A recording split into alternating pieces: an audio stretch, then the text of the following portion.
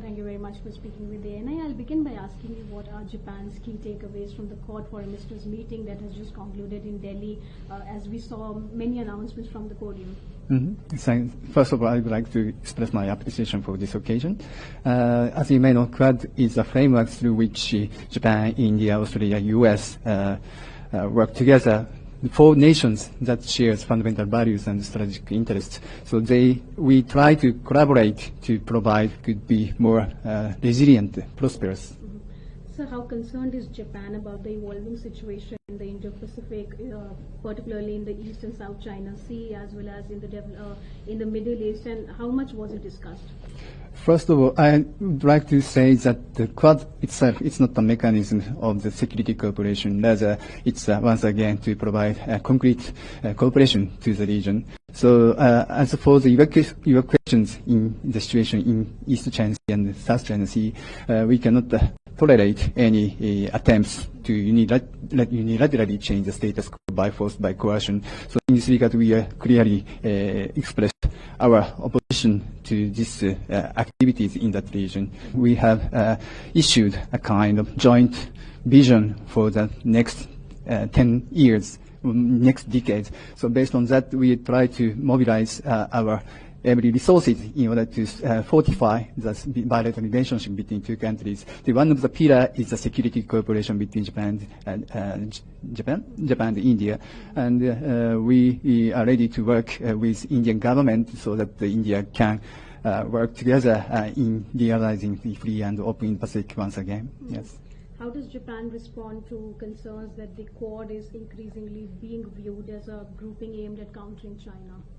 As I said in the very beginning, Quad is not a framework for security cooperation. Rather, it's a cooperative mechanism to provide concrete cooperation to the region. So that the objective of our cooperation is to bring more tangible benefit and strategic interest to the region. So I don't think that there is no worry about Quad initiatives. Sir, how much do you think that the critical minerals initiative framework that was launched today is an important initiative from the perspective of strengthening the supply chain of critical minerals and also the maritime surveillance that was announced? Yes, we have issued several outcome documents today. One of the outcome documents is strengthening the cooperation in critical minerals. Establishing a resilient supply chain of critical minerals. So under the current international situation we face, which is very, how can I say, we are observing the structure. Quad is a framework to provide a concrete, tangible cooperation to the region. So every ministers are determined to continue working together in order to continuing demonstrating our commitment, our cooperation to the region. So for the years to come, we are determined to continue this cooperation in order to make this region more resilient and prosperous under the FOIP initiatives. In this regard, I'd like to mention that we have announced the update FOIP initiatives early this month. So one of the key take of the, while keeping the core principle of FOIP, which is the openness,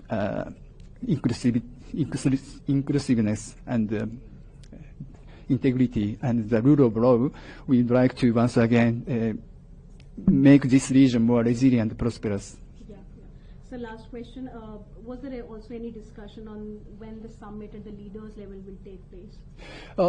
To be honest, the date has not been fixed, but once again, every minister is determined to continue the cooperation through this Quad mechanism. So not only they are determined to continue between the meeting. This is not the event for one time, but rather, for example, since last year, we have held 3 times of this to concretize or operationalize the commitment made by the ministers. Spokesperson, just one more question. Beyond security cooperation, what new areas of collaboration does Japan envision with India in terms of connectivity and economic resilience? Because I believe economy was something that was part of the conversation yesterday between the foreign ministers. Yes, as you said, in addition to the security cooperation, the economic security cooperation is one of the key topics which has been discussed during today's meeting. And I think that once again, under the current international situation, it is quite important to establish a resilient supply chain by cooperating with among like-minded countries. So in this regard, once again, India is a very important partner, both within the framework of Quad and bilaterally. So we are very happy to continue